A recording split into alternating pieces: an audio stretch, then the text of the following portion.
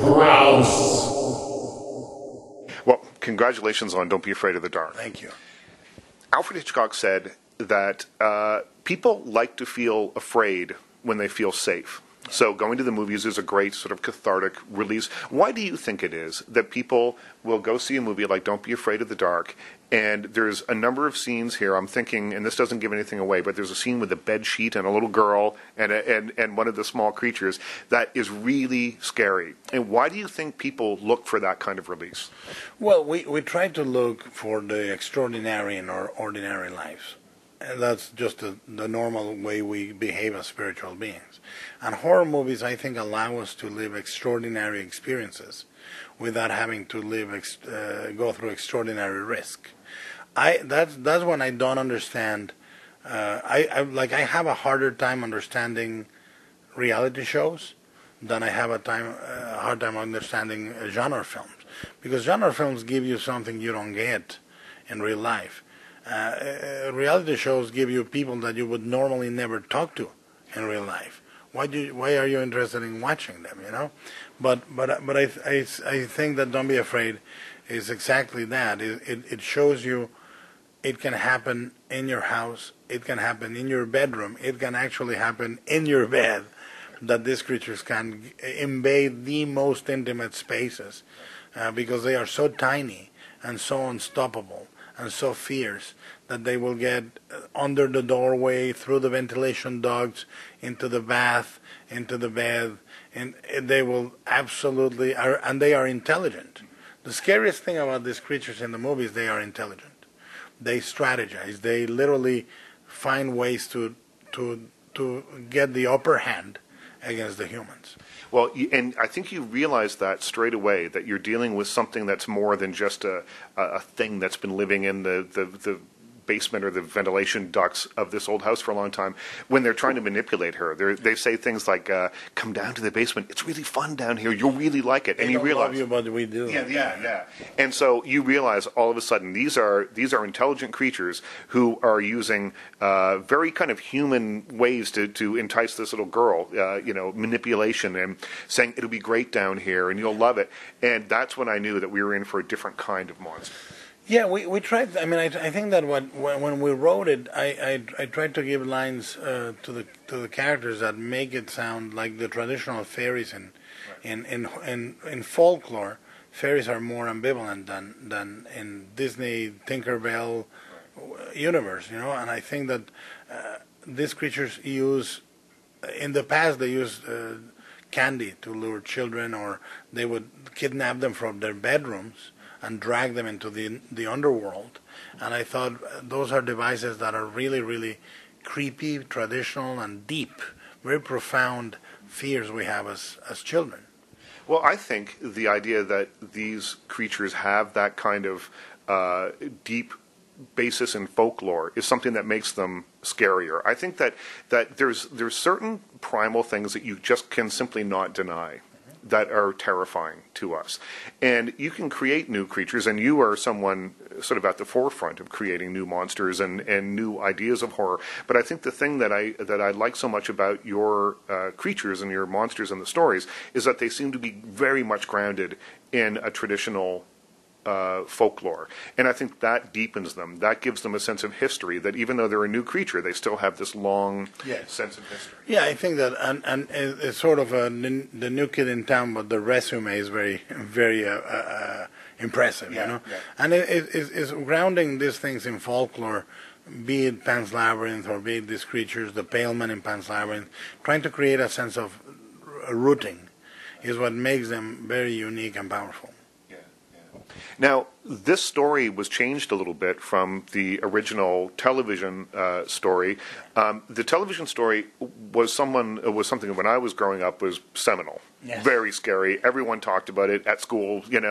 This was something that people discussed and how terrifying it was.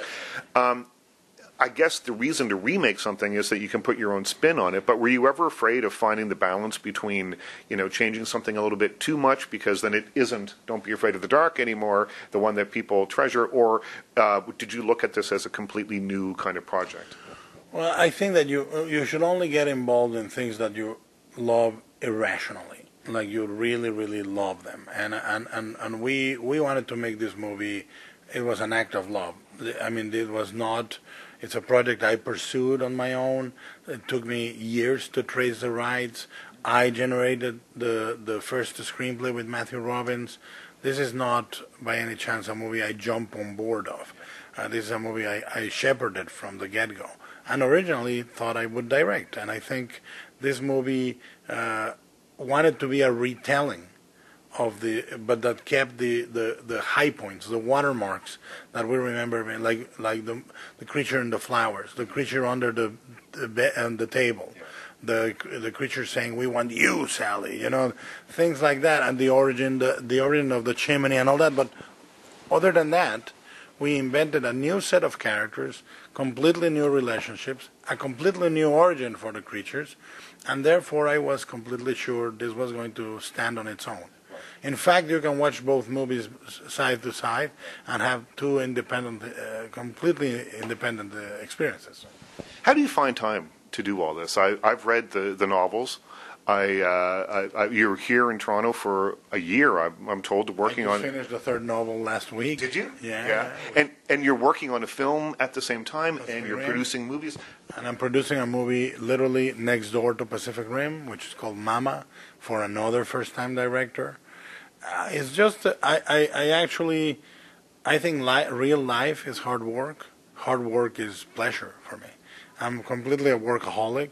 I have now been a father for 15 years, and I've been married for 25. So literally, my family is a circus family. They know they know the hours I put at the office. They come and visit. They love my work. So I've been surrounded now by a system of enabling family, and I submerge myself in my work. Well, it feels it too. I mean, I think that in between the films that you direct and the films that you produce like this, they each create a world, and the novels as well. I bought the first book at the Strand bookstore in New York City. I was there visiting, and I went and I found it, and I went out. It was a beautiful day outside, and I sat in Washington Square Park and read 3/4 of it in one sitting. We tried to, and I work very hard on the books. I write in a great way with Chuck Hogan. Each of us writes independently, and then we edit each other beautifully. But what I try to do is the books. I hope we achieve it all the way to the end. But we try to make them have the pace that I remember the books I loved as a kid had in horror, like Stephen King, and how I read Salem's Lot in one sitting. 11 hours from 8 a.m. to 9 p.m. Outside in the pool, and I had a second-degree burn thanks to that. And we tried to make them like that. And the movies, when you approach anything, what I want to do is say, well, if you buy the book, if you go to Don't Be Afraid of the Dark, if you see Pan's Labyrinth or The Orphanage, you need to go, yeah, it tastes like this, it feels like that. Recognize a flavor. Right. To recognize, yes, he's not just churning out stuff. He really is investing himself into the things. I think that what you've just said, though, reminds me of the idea of rooting the characters and the new monsters and things in sort of a folklore. Yeah. Because, again, you're looking back to when you were a child and reading, Stephen King books and devouring them all in one go. There's a sense of history to it all. There's a sense of a lifelong fan. And I think that there is no way that you can fake that impassion. You can't, and that's why for example, I turn down very lucrative things. I do constantly. I've done it all my career, but I go with the things I believe in, and I think people can detect when you're not involved. And I think so far with everything that you see that I put out, any movie I present is going to feel as part of that universe. Because I only present the movies. I produce many movies. Right. Because I would like to help other directors, because I like to produce first-time filmmakers. But the ones I present need to feel like part of my universe, right, even if they're done by different directors.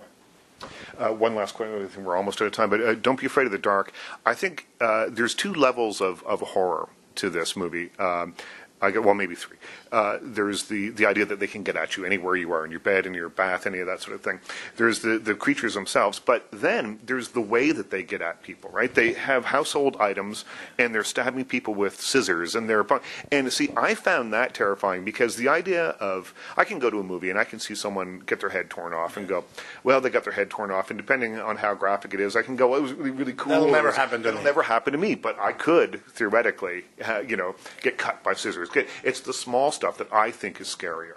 Yeah, for example, one of the moments that we held from the first one, I think we do it in a different way, but as elegantly as the original did, is the moment they use a coat hanger to turn off the light. Yeah.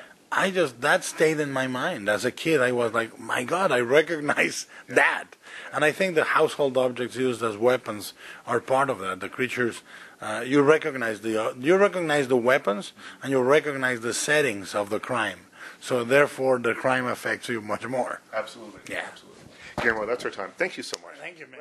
Richard Crouse.